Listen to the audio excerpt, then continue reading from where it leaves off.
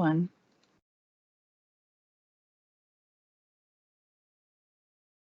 Ladies and gentlemen, hello and welcome to today's Partner Web Conference. This is Fast Track Dynamics 365 for Finance and Operations Tech Talk.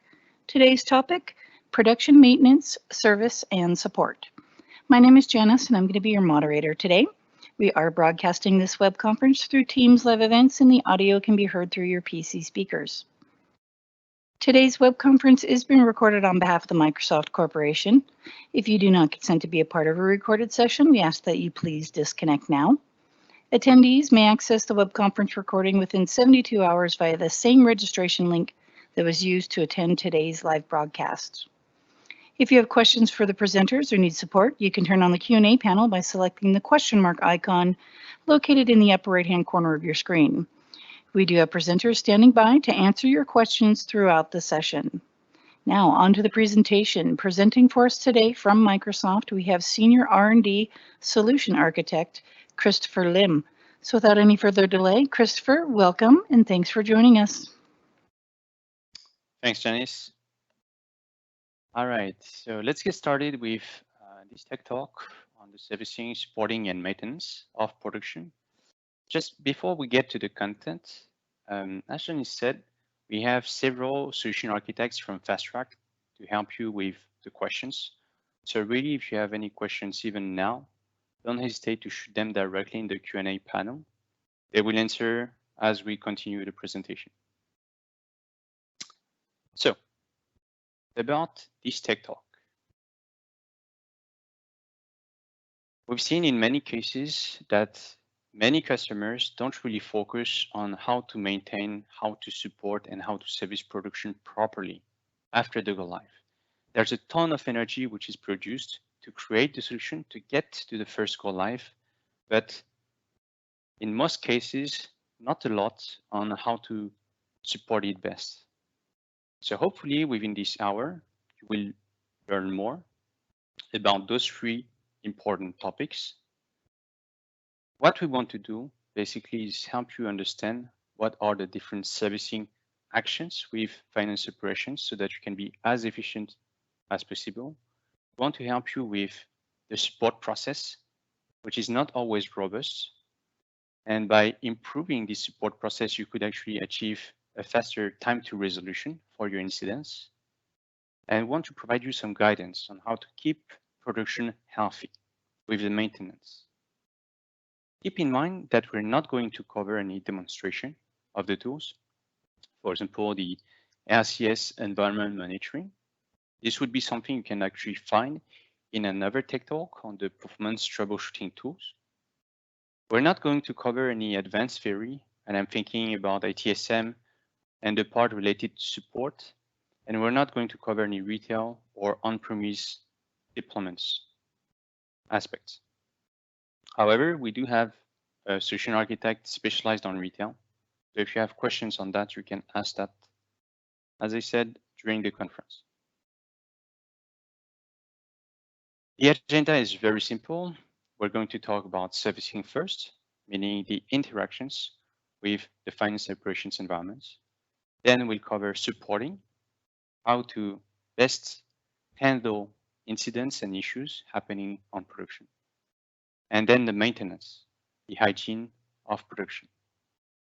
At the end, recap all of that in a simple responsibility matrix, which is basically an Excel spreadsheet that I'm going to show you, and that will be, which will be available on the Infopedia page for this tech talk. So let's start with servicing. And I just want to come back on the term itself, because we have many acronyms within Microsoft, many terms. When I'm talking about servicing, I'm really focusing on the interactions that you, as the customer or the partner, will have with your finance and operations environments or related artifacts, the code and the data. The service that you have purchased is a SaaS service provided by Microsoft. There are in the end two important parts in this service, the one which is managed by Microsoft and the other part which is managed by you with the support of an implementation partner. What Microsoft is going to handle is basically two things: the underlying infrastructure, the backbone, and the standard application, all those nice functionalities that you are using. If there's anything going wrong in those areas, it's Microsoft's commitment to go and get them fixed.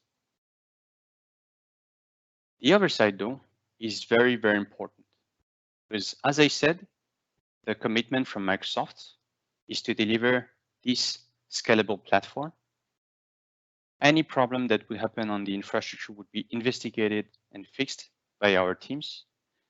Same thing for the standard solution. If there was a bug, we'd create a hotfix for that, get it resolved. But you always need to think about the other part of your implementation solution. It's all those building blocks that you have added along the way as you were implementing finance operations. The processes that you're actually covering, all the customizations that you have done, including integration, the analytics, the reporting, maybe ISVs, solutions that you have added, the users themselves with how you educated them, the devices they use, and more importantly, the data configuration that you've done, and all the transactions that you're going to add. All those building blocks, they could actually disrupt the service. So always keep in mind that in your solution that is live, there will be this part that is managed by Microsoft, the infrastructure and the standard solution. And there will be everything on top of that that you have added, and which bring complexity. Focusing on Microsoft. As a project team, where it's actually the customer or the partner doing it, there will be different types of servicing scenarios you will cover. We can categorize them in three groups. What is self-service actions, which means that we'll be able to act on an environment without any help from Microsoft, without waiting for anyone else from Microsoft. For example, when you deploy an environment, this is self-service action. When you deploy the code on a non-production environment, it's also self-service action. That's really our objective. Make as much interactions with finance operations as self-service as possible. The second category is going to be the service request, where for a specific set of services, you need the assistance of the Dynamics Service Engineering team, DSE, which is the team managing your infrastructure or the environments managed by Microsoft. And finally, there will be exceptional cases. For example, when you need to do a resizing of the production environment, where you need to go through the Microsoft support channel. So let's see a couple of examples so that it's clear. As I said, for self-service, it's really our objective because they are those actions where there is no lead time, it's directly actionable. You start the action, there's no wait time, it starts right away. I mentioned the case for the code promotion. It's now also the case for the database movements between non-production environment. If you want to do a refresh of the sandbox database from a copy of production, point-in-time restore on a sandbox. The other recent new functionalities that were added in LCS are on the performance actions, which will allow you to work directly on SQL actions, and the production upgrade. If you had to move from 7.1, 7.2, or 7.3 to 8.1 or plus, you may have seen that now it's a full self-service experience. And I think it's very symbolic of why we're moving away from actions with DSE. Before, in the old model, you needed to wait for DSE to acknowledge your request for a production upgrade. Now, as it's self-service, it's when you want. So you don't have to wait for anyone else. It also removes the human factor from the servicing scenarios. So it has a higher reliability as well. The service requests where DSC is going to be involved are in the end very limited. DSC is working against the services catalog. So it's a menu, just like in a restaurant, where you can pick up what you want to do. The deployment of environments, I was mentioning that it's no longer DSC. To be clear on this, we're introducing a new model in the infrastructure, and currently targeted customers will see that DSC is no longer required, that they have self-service environment deployments. Now, the concrete cases where you would use the service request are, for example, the code promotion to production, any point in time restore that you would do before go live, for example, with the mock cutovers, or any database initialization from a tier 2, 3, 4, 5 to production and before go live. When you ask for a service request, you may have also noticed there is this other type. It's for specific cases such as the IP whitelist rule. You have the configuration of the NSG DOM. Those scenarios are documented on docs, and we'll have a look at the article right after. The last category for the servicing scenarios are the exceptional cases. If it's not available by a self-service, if it's not available as a service request with DSC, then you should go through a support request. The common cases are, for example, when customers ask for production point in time restore after go live, it means that something went wrong somewhere. There is potentially data corruption, so you will have to open a support request so that there's an investigation done. You don't want to do a point in time restore, which could really corrupt or break the operations. Common cases where we see support requests post go live, apart from all the incidents, it's, for example, the flighting features. If you take the customer and vendor master data sharing, for example, it's only for approved customers. So you will open a support request to ask for the feature. And also, if you have multiple go lives in your rollout, it could be that in the next go live, there will be more users, more licenses purchased, more transactions as well.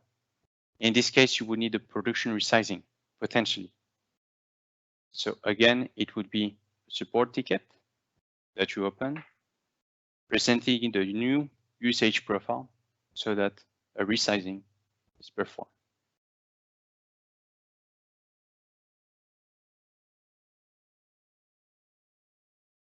When you work with DSC, keep those practices in mind. Those best practices, they will really help you, because we have seen cases where the customer was really frustrated when interacting with DSC. If you understand how they work, then things will become a lot easier. The first point is taking into account their SLAs. They are documented. They are on docs, as you can see on the right side. And here's the article. So you can plan your releases, the interactions accordingly. For the code deployment, specifically for production, keep in mind that there's no simple way to chain the deployment of packages. So we recommend you to combine them and minimize the number as much as possible. One package, it's one downtime. Two packages, it's going to be two downtimes, etc., etc.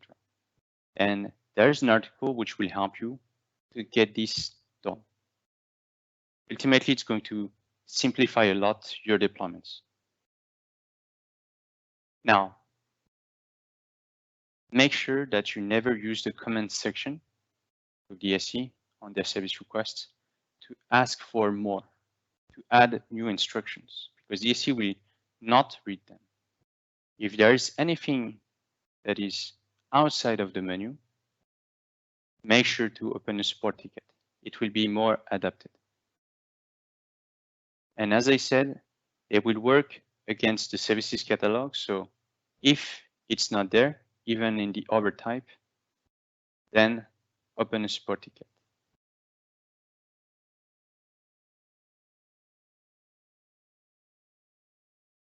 As I said, DSE is the team focusing on the infrastructure.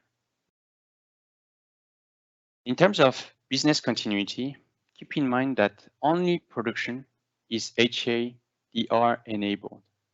Only production is protected through high availability and disaster recovery features.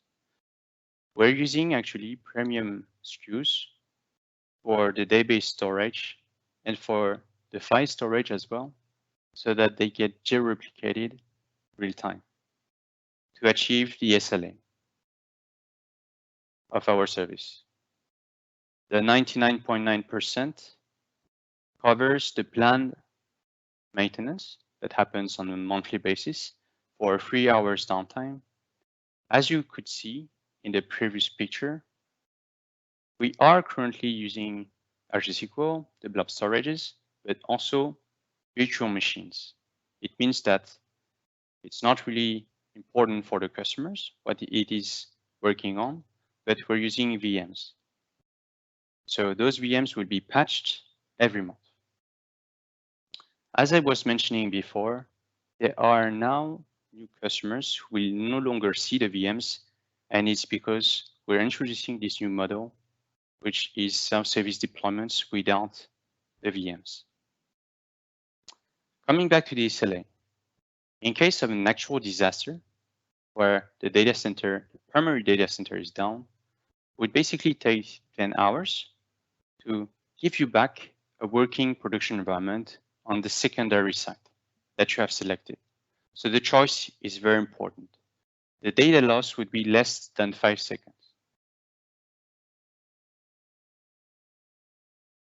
Additionally, on the planned maintenance, note that with one version, if you leave the automatic updates to Microsoft, there will be additionally an extra downtime on a monthly basis for the months where there's actually an automatic update. On the database, we're using a native functionality of Azure SQL to keep continuous backup up to 30 days. And it's basically every 5 minutes, the snapshot. So if you wanted to go with more than 30 days, you would need to find your own way to do so. For example, what you could do is take a copy of production to a tier 2, 3, 4, 5, and then from there export the database and keep that in a separate storage. The backups, they will never leave the SAS project. Maintain confidentiality on your data. And keep in mind that the extra copies you're doing on the Azure SQL managed by Microsoft, they will be deleted after 7 days and without warning. So always consider that.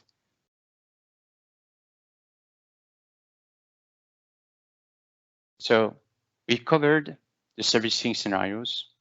Now let's get to supporting. And when I talk about supporting, it's how to deal efficiently with the incidents, the issues that may happen on production. And let's start with the content. The support team that you will build in-house or with the support of a partner, they will need to be trained on the solution that they have. For the standard parts, they can leverage different types of resources. And we've done a big effort with finance operations to make them centralized and simpler to read. So for example, in docs, we'll find all the detailed procedures and descriptions on the features. With the tech talks, there will be a focus on the new things, the good practices, potential demonstrations as well. And we invest a lot also in the communities themselves, either on the team blogs or on the Yammer groups. And on top of that, there will be what you have added in LCS, and for example, with the task guides or your processes that are covered. Now, it's not enough to be ready. In most cases, you have customized your solution, you have configured it in a complex way with a partner, and they will become the initial line of support because they will have this holistic view of what has been implemented, what has been added on top of it. So you will definitely need, in a way, to get the functional and technical knowledge from the partner, either by an additional contract or by a knowledge transfer. But having this knowledge is very important if you want to support efficiently your solution post-go live. Finally, in case of an issue with the infrastructure or the standard solution, you would reach out to Microsoft and do consider what would be the contract to be used. There are cases where we see customers benefiting from a unified, or the old name Premier, support contract, and the finance operations team is not even aware of it. So they don't use that, despite the fact that it has better SLA. Subscription is the free plan, so this is what all customers get by default.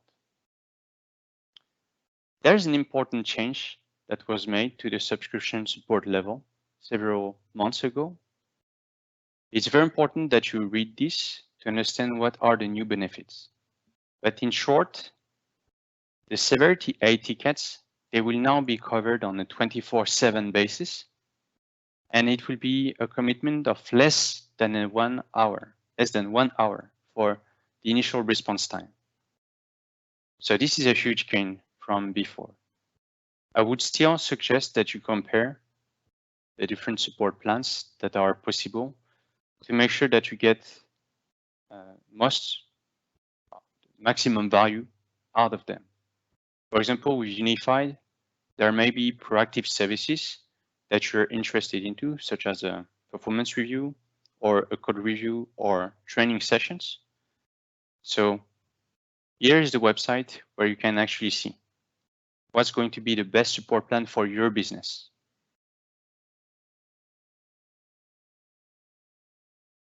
No matter what's your support plan, do make sure that you understand the severity when working with the Microsoft support and use them wisely. And I'm talking about the two cases. Sometimes you're going to put a Severity A, whereas it's actually a Severity B, but also vice versa. Sometimes you're going to put a Severity B, whereas it's a Severity A. Let's describe them very briefly. Severity C, no impact on the productivity. It is important to get fixed, but it's not blocking the operations. Severity B, it is a major issue, but you have a workaround, so there's no immediate interruption of work. Severity A and production outage, those are the important ones, which are blocking production. For Severity A, we will be focused on a component which stops working and which is breaking the operations. Production outage, that would be the maximum level. It's a production down scenario where no user can log in. The batch jobs, they are not running. It is impossible to print anything whatsoever. Those are the pro down scenarios. The difference between the two, and you can refer to the docs article for more detail, is that when you have a production outage, in LCS, when you report it, within 30 minutes, an engineer will start investigating the problem. And in parallel, it will create a Severity A ticket so that Microsoft support is informed and there's a formal tracking and communication. One important thing to do whenever you have a production outage, if you work with a TAM or a fast track solution architect, let them know for awareness.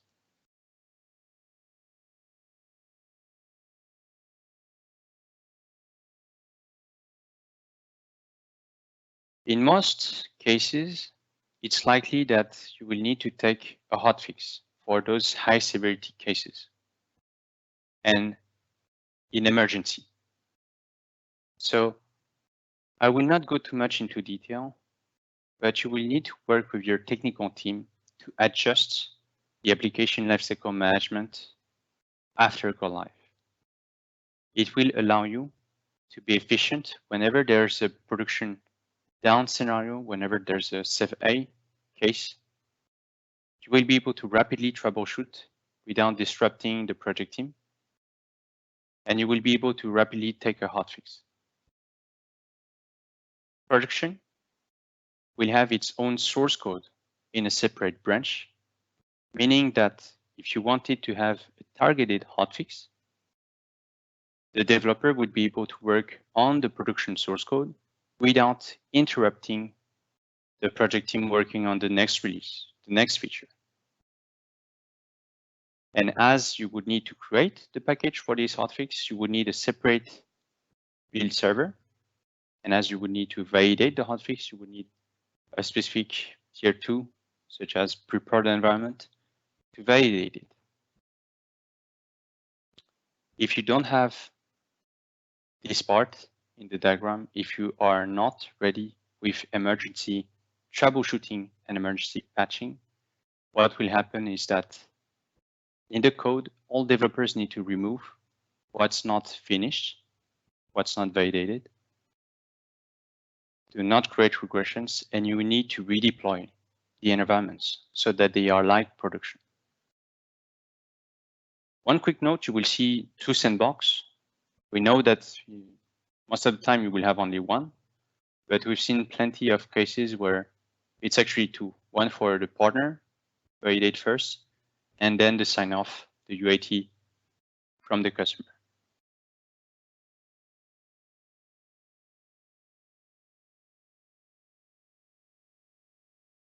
And all those points that we've discussed, it's important to formalize them into your support process. The different levels, the actions that will be taken at each step to the resolution, considering it every time who is going to do what, using what tools, whenever there's an incident declared. And there will always be 2 paths. The hot path to mitigate the issue and block the end users. And when it's major, very impactful, a cold path to analyze what's causing this and making sure that it doesn't happen again with a long-term protection plan. This will really influence the time you take to get an incident resolved. Having a proper process with a proper triage, an initial troubleshooting or pre-investigation, and a real solution finding path is key. And I will give you 2 examples that are based on my own experiences with real customers. This that I call the fast IT team, which was really mature on their support process. For example, they involved very early the IT operations team on their organization to get them ready for the go live. And post go live, they really adjusted the ALM, the application lifecycle management, to get the release branch and also to get the environments for emergency patching. So here's what happened. On day 0, the incident was declared by the end user. And in their support process, they have enforced a template model. So when he opened the ticket, he had to provide the context, what he was trying to achieve, the reproduction steps, the logs, and additional details that they enforced. So level 1, when they got the call, when they got the ticket, they were able to quickly qualify the issue. They were looking for potential solutions in their KB, their knowledge book, but ultimately they routed to level 2. Level 2, they started to do the troubleshooting in the pre-prod environment, which was same code and same data as production. And they identified the faulty customization. So for the solution finding, they just opened an internal bug so that it's picked up by the developer to get this fixed. They were able to use the release branch, so they rapidly developed this tiny and targeted hotfix and they could rapidly create the package, get it validated on the pre-prod environment, which was exactly like production. Ultimately, within 3 days, they were able to get the problem resolved and the hotfix to production. It may sound long, and I think that it can even be more optimized. But if you consider the second case, which is also a real case I had for a large customer, you will see the difference. In this case, with slow IT, the customer who really did not think about the support process, here's what happened. On day 0, the end user opened this issue. It's slow. You don't have any detail. You don't know what's the process related to that. What were the different actions done? So as level 1 gets the call, gets the ticket, of course, they need more details. And they would then contact this user and waste time. Ultimately, they push this to level 2 for the pre-investigation and initial troubleshooting. But level 2 was not trained for that. The project team, they did not have time to do some shadowing, to train this support team. So because they lack knowledge, they go directly to the next level. The next level being the provider, Microsoft. And they open a support ticket to Microsoft support with 4 details. And here is the important part. Quality inputs from the users will mean quality investigation. Microsoft, when they get the support ticket open, they will have the same reaction as level 1. There's not enough detail here. So then they will start to ask basic questions to level 2, which will then ask the end user. And now we're in a cycle of emails and of meetings just to collect information about the case. 2 days later, on day 5, Microsoft can finally start the investigation. They have the trace, and in parallel, the customer is escalating already because it's been 5 days. And it's understandable because not being able to use the system for 5 days, it's a lot of frustration. But Microsoft continues the investigation and they find out that it's coming from the faulty customization, causing this performance issue. So they will report back the information to the project team, which will now start working on it.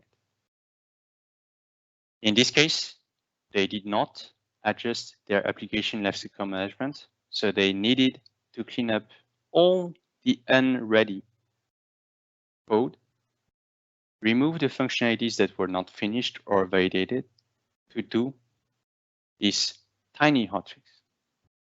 And they lost time.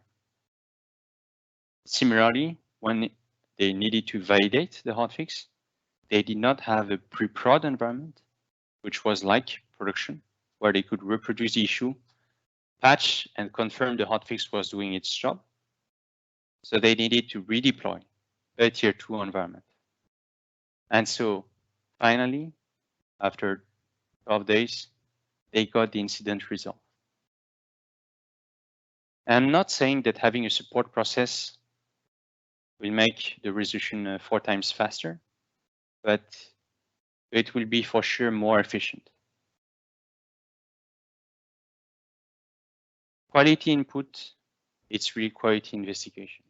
So whether it's with Microsoft support, your ISV providers, or level 1, do enforce good inputs from the users whenever there are incidents. The important points being the environment, where it happened, the process, what they were trying to achieve with the reproduction steps, what they expected in terms of results, and what was actually the outcome, the pre-investigation, if it's with Microsoft support or the ASV, and any additional elements like the error message, the screenshots, session ID, and so on. And if it's a step A, never forget to put the business impact and the financial impact. to tell Microsoft support what's the impact on the operations and what's the impact on the financial part. If you have a solid support process with this clear escalation path, you will be able to troubleshoot your production issues in a very efficient way. But the central piece is the pre-investigation and the initial troubleshooting, which means that your teams, they are ready. They know about finance operations and they know how to troubleshoot.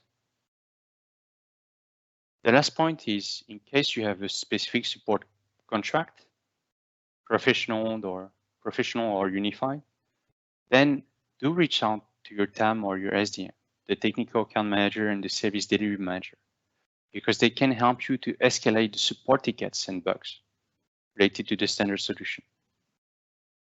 It will really accelerate things if there's no progress. One last remark on the process itself. If it's a Severity A, you can open a support ticket in parallel of doing the initial troubleshooting, the pre-investigation. Because if there's something we can do to unblock you, we will.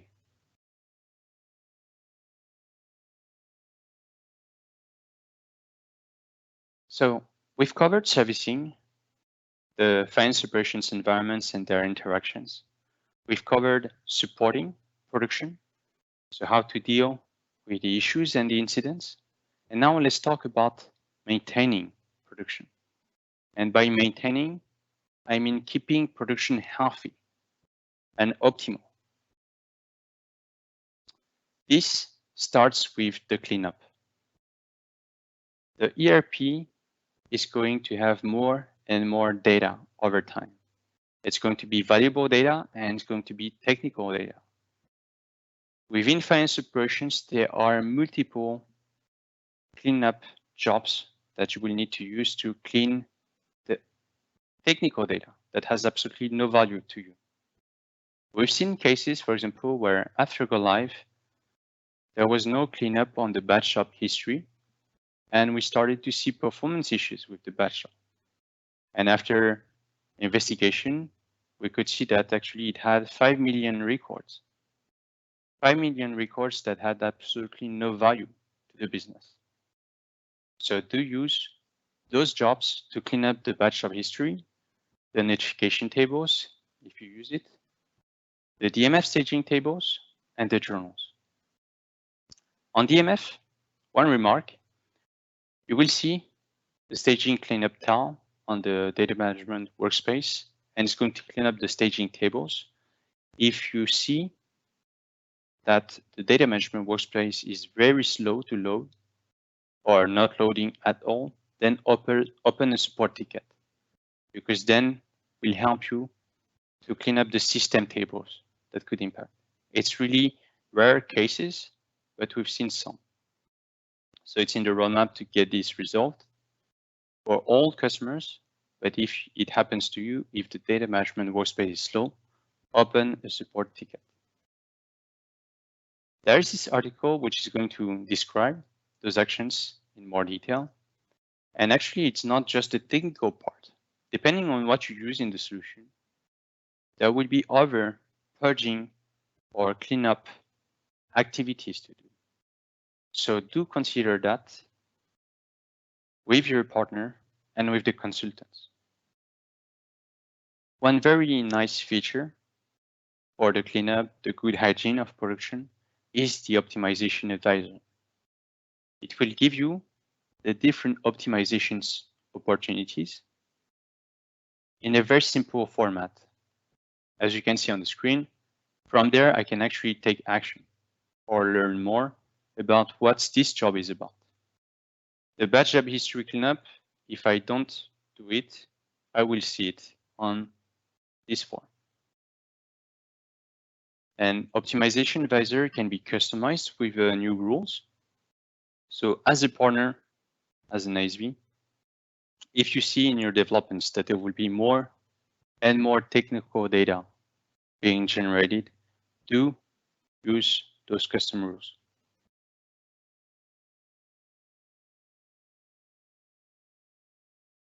Next to the cleanup is the system maintenance, and specifically those two jobs that were introduced in the platform update 22 for the index maintenance and for the database compression. It will be two batch jobs that you can see in your batch jobs as system administration to make sure that they are planned when the business is not operating, when you have limited activities on the system. We get always this question about the statistics updates for production. Keep in mind that within Microsoft, our infrastructure is monitored by what we call the watchdog. It's our monitoring service, which is going to detect any problems related to the server, the database, and so on, and take action. Action being either an alert to the SE, or investigation, troubleshooting, or a self-healing action. You don't really need to know about this because Watchdog is really our internal component, but it's good to understand that this component is able of self-healing. So in the case of status update, if it's needed for a table, it will be performed automatically by Watchdog. Continuing on performance, because the cleanup, system maintenance, it will ensure that the performance are optimal on production. But you need to proactively test the performance as well post go live. It should not be considered before go live only. If you have a new scope, if you have a new geo, a new country for the rollout, if you have new users, new transactions, it may definitely impact the performance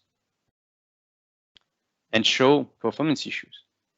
So do make sure to plan those performance testing like you did before go live, before moving on. And as you progress in your rollout, go live 2, 3, 4, 5. In case of actual problems, there will be two main channels where you can see the health of the services.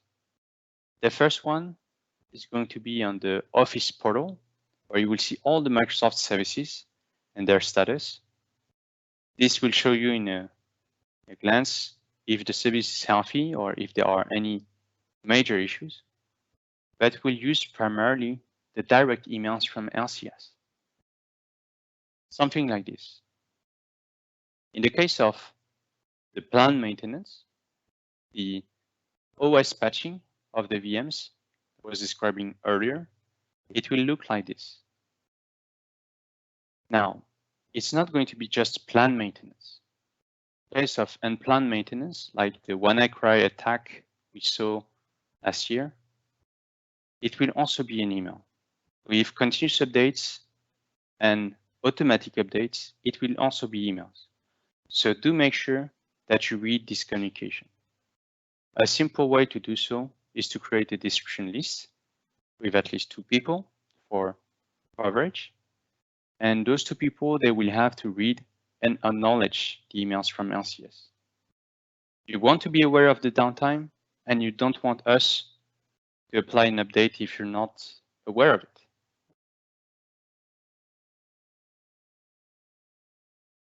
And for those service updates, as you know, after 8.1, we have only one type of update, the service update, which is cumulative by nature.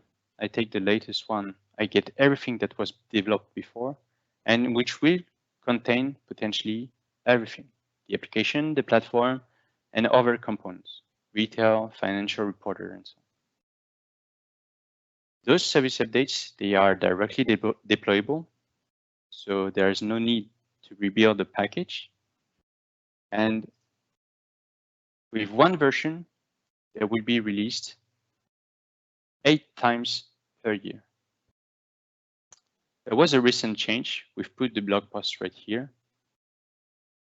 So you can definitely read it, but in short, what you need to keep in mind with one version, be ready with the maintenance, is that there will be now 3 versions that you can pause. If I took 10.01, I can pause 10.02, 10.03, 10.04, but 10.05 I will need to take. And there will be 4 months in the year where there's no service update, 4 months blank, which are March, June, September, and December. So theoretically, what you could do is take this version, skip 1, 2, and 3, and get in August. So twice a year.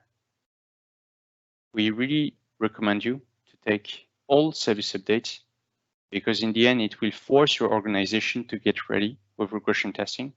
And on the long term, it will benefit your organization, whether you need to take a service update, a quality update, or an actual hotfix from the ISV or the partner. So pause only by exception.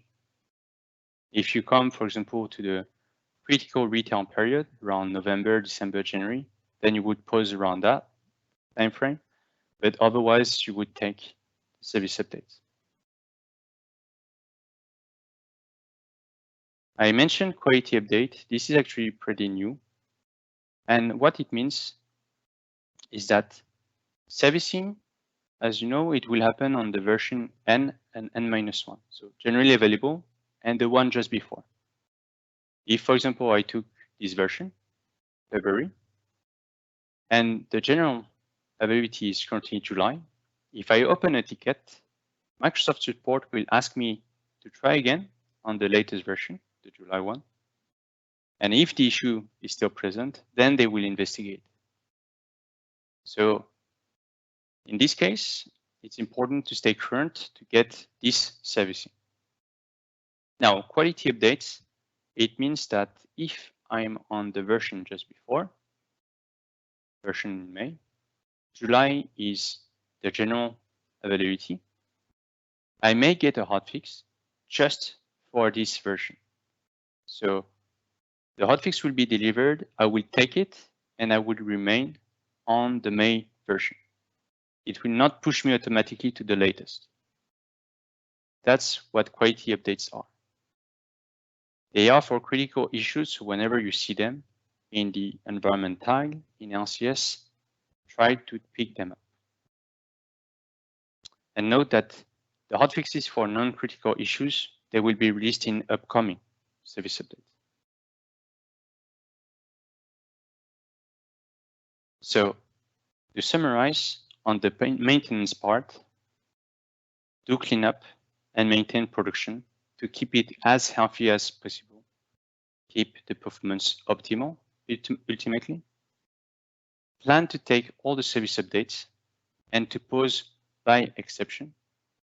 A simple thing to do is to create a calendar, a year, use this as the baseline so that you know when you should take the service updates, when you should pause, as per your business. Monitor production using the telemetry, and you can refer to the tech talk called Performance Troubleshooting Tools. Consider the additional performance testing after go live. If you have a new go live, so new scope, new user, new transactions, and so on. And do aim at taking again all the service updates, because then you will benefit from the servicing. Or doing the regression testing, when you are about to take a service update, you can consider to use AirSat, to use the task automation framework. We see plenty of customers investing in it, and they do get a benefit. You should not automate the tests just for the sake of automating them. You should focus on the critical scenarios to you, where you spend currently a lot of manual effort and which are covered by AirSat or by the task automation framework. If you do so, it will really help you to be efficient with regression testing and save resources. Resources being time and people.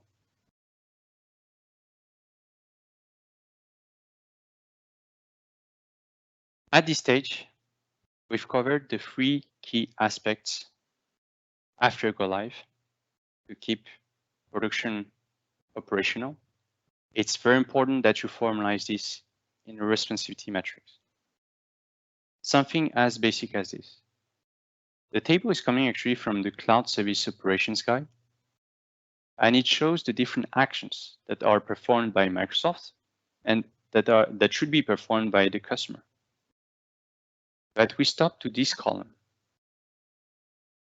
We're going to share with you this Excel spreadsheet so that you can actually do the exercise of completing the responsibility matrix with the integration pieces, for example, other aspects with the ISVs, and so that you can actually feel who will take care of this in your organization. If it's going to be the project team, the IT operations team, or the partner.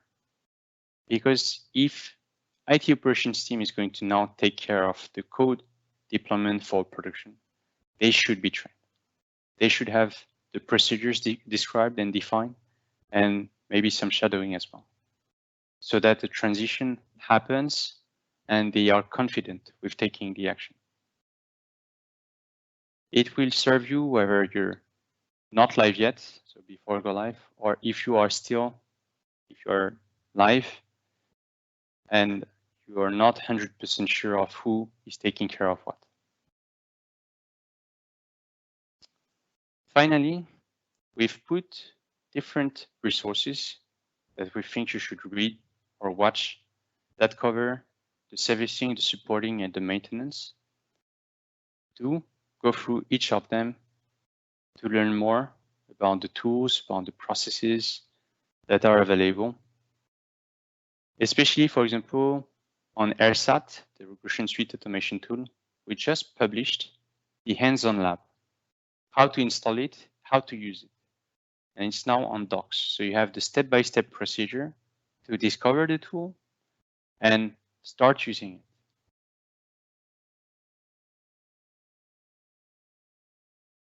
That was basically it for this tech talk. I hope that you could learn a thing or two. So back to you, Janice. All right, thank you, Christopher. All right, ladies and gentlemen, I'd like to take a moment here and bring your attention to a link that I just posted in the Q&A panel. That's a link to a short survey for this web conference. We ask that you please take a moment before logging out to access it. We hope that you found today's information helpful, and if you enjoyed today's web conference, have feedback on how we can provide you with a better event, or you'd like to submit topics for future web conferences, this is your chance to let us know. The survey scores are on a scale from 1 to 5, with 5 being the highest score possible. And that is going to conclude today's web conference. Attendees can access the web conference recording via the same registration link that was used to attend today's live broadcast. I'd like to extend a big thank you to our presenter, Christopher, and thank you, audience, for logging in and joining us today.